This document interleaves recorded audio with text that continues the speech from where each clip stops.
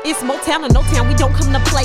Positive attitudes, have a great day. We rockin' that orange, stuntin' that green. No other colors, cause that's the dub way. We turning it up and making it loud. Snakes in the grass, so we finna come out. Rattlers, we lit, we making them proud. On the north side, it's about to go down. Big on the snakes, we shedding our skin. Don't claim the Rattlers if you not here to win. Your school of 2, well mine out of 10. Lyrically eating, someone take my pen. It's Rattler time, what? Good morning, Rattlers. It's Michael here with this week's morning announcements. First, let's take a look at this week's event calendar. Monday, we have a girls basketball game at Shadow Ridge at 3:30 p.m. Tuesday, we have a boys basketball game at Bishop Gorman at 3:30 p.m. Wednesday, we have a wrestling game at Sunrise Mountain at 5 p.m. Thursday, we have a boys basketball game at Arborview at 3:30 p.m. And Friday, we have a flag football game versus Cheyenne at 3:30 p.m. Students and staff are invited to purchase Valentine Grams as an easy way to spread kindness and fun. Valentine Grams will be delivered in time for Valentine's Day. Each Valentine Gram costs $2. You can place your order between January 12th and February 6th. To order, pay the banker. Thank you for supporting Student Council and making Valentine's Day extra special. Good morning, Rattlers. Welcome to Rattler Recap. I'm Ricardo. And I'm Eric. Here's what we got going on around school this week. This week's sports has a little bit of everything. Flag football has a home game against Basic and later on against Cheyenne. Those always get physical and competitive, so if you're into that, check it out. Girls basketball is going to be on the road this week. There's going to be matches at Shadow Ridge and Spring Valley. Both programs grind hard and those away games are always tough. Boys basketball has a couple of big matchups too, including Bishop Gorman and Arborview. They've been in close games all season, so these games are ones to follow if you're into hoops. Wrestling's got dual meets at Sunrise and Chaparral, which is always a long afternoon but fun to watch because every weight class counts. And don't sleep on bowling. They've got matches lined up at Suncoast and Santa Fe. A lot of people don't realize how competitive that scene is, but those guys put in work. So yeah, a lot going on this week across different teams. If you're interested in any of these sports, pull up when you can and support. That's all we got for this week. This is Rattler Recap. This video provides information for students on the new plain language terminology that Clark County School District has transitioned to, along with information on how students should respond in these situations. Although this training is not specific to any school or potential scenario, students will be able to apply these concepts to a wide variety of situations. Why do you think it's important to have a common language and common response? It's important for me to have a plan in case something happens in school. I need to know what to do. It needs to be the same so it doesn't matter which teacher I'm with if something happens. Yes, all of those answers are correct. The district has adopted the use of 5 terms that will be used in any type of incident that may happen in school: hold, secure, lockdown, evacuate, and shelter. The first action we will discuss is hold. In your room or area, clear the halls. The next action is secure. Get inside, lock outside doors. Then there is lockdown. Locks, lights, out of sight. The next action is evacuate. A location will be announced. Finally, there is shelter.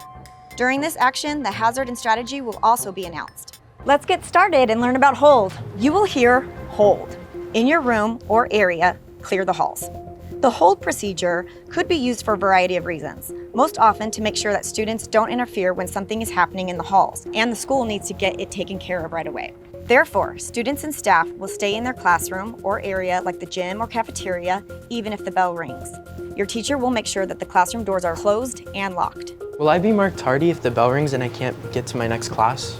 No, everyone will be released via intercom, and then we'll walk together to our next class. You will not be marked tardy. What do we do if we're outside at PE or lunch? You will remain in the area that you're in and continue your normal activities until told otherwise. Hey, I'm James, campus security monitor. Students, get inside, we're in a secure. Why are we doing this? Because something unrelated to the school is happening in the neighborhood. We have to get everybody inside. When the school is placed in secure, you're here secure. Get inside, lock outside doors. School will continue as normal inside the building. Even class changes may take place as long as you don't have to move from one building to another. For example, if you're in a portable classroom or on an outdoor campus, students will not be able to move to another classroom during a secure. You will not change classes until the secure has been cleared. All exterior doors of the building will be locked and no one is allowed inside or out. What happens if I have to leave for a doctor's appointment? Initially, no one can come in or out of the building. Signage will be placed on the door advising parents and guardians that the school is secure. So I won't be able to go outside to get to the library?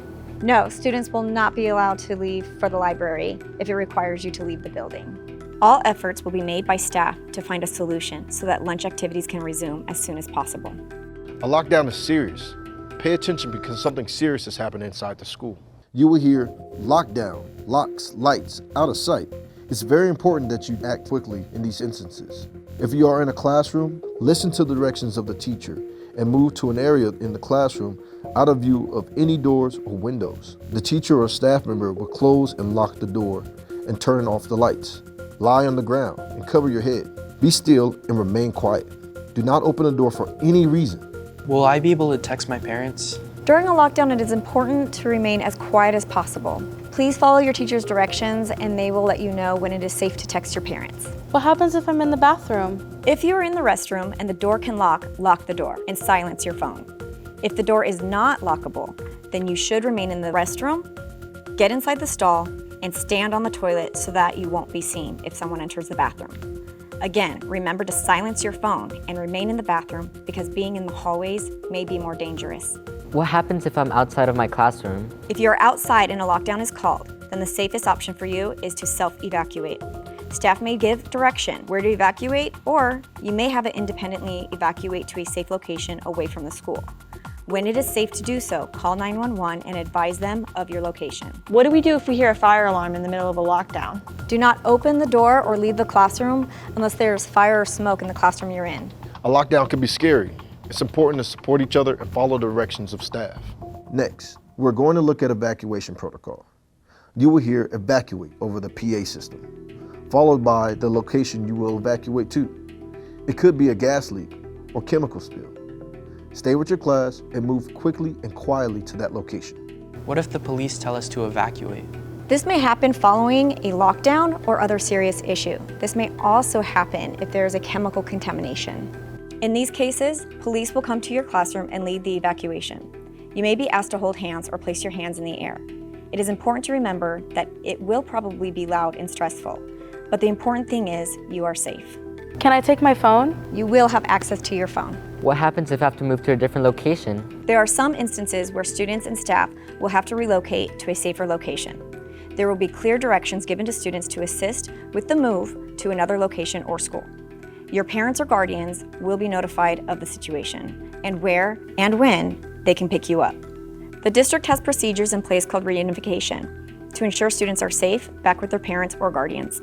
That leaves one more action to talk about, shelter. A shelter can be called for various reasons. You will hear shelter called over the PA system, followed by the reason for the shelter. There might be a fire nearby and it's important to stay inside so students and staff are not exposed to the smoke. Another example of a shelter call could be in the event of a dangerous weather situation. For example, you might hear shelter for an earthquake, drop cover and hold, or shelter, hazmat spill, seal doors and windows. Now that you are aware of the standard response protocols, hold, secure, lockdown, evacuate, and shelter, let's have an amazing and safe school year.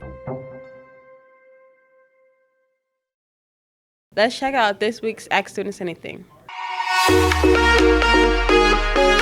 Hi, I'm Taylor, and let's go around the campus asking students anything. I'm here with Patience, Canary, the Devin Thomas, the one and only Kurt Dollar. The first question is, what was your favorite part about winter break? The girls' basketball team had like a little get together, so that was really fun. That was the best part. I went on a cruise and I was outside in Miami. I went to Arizona, won a championship with my guys. Making money. Probably just going, traveling with the homies, with my brothers and things like that, winning rings. The second question is, what is the worst part about coming back to school? Waking up early. My sleep schedule's messed up. Waking up and the whole school part. Coming back to school. Wait, what was the best part? What's the worst part? The worst part? Probably having to wake up at 8:30 a.m. Ain't nobody trying to do all that. The third question is, what is the best part about coming back to school? My friends? I don't know. My friends? To see my guys, see my friends, see my dogs. My homies GMFB, that's the gang, Hey, yeah, just seeing everybody, checking in with everybody, making sure their break was good and things of that nature. This is Taylor reporting from Mojave News. Now back to the studio.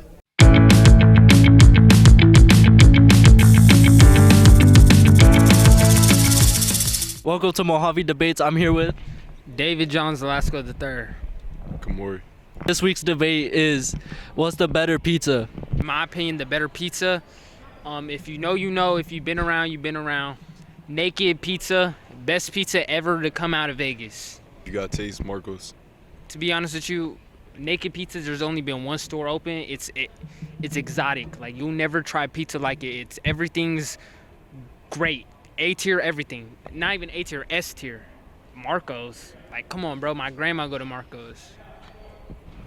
Marco's got that good crust. It got that buttery crust too.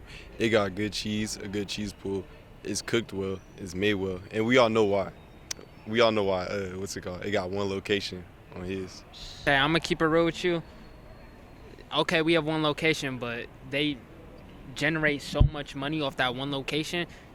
It's a small business. Feel me? They don't want to open a lot of locations so they can't handle it. And second off, saying got the buttery crust and stuff, bro, let's keep it real. It's not fresh. They produce it in hundreds and thousands of locations. It's not fresh, like Naked Pizza. I worked at Marco's. It's fresh. There's no debate. That he worked at Marco's.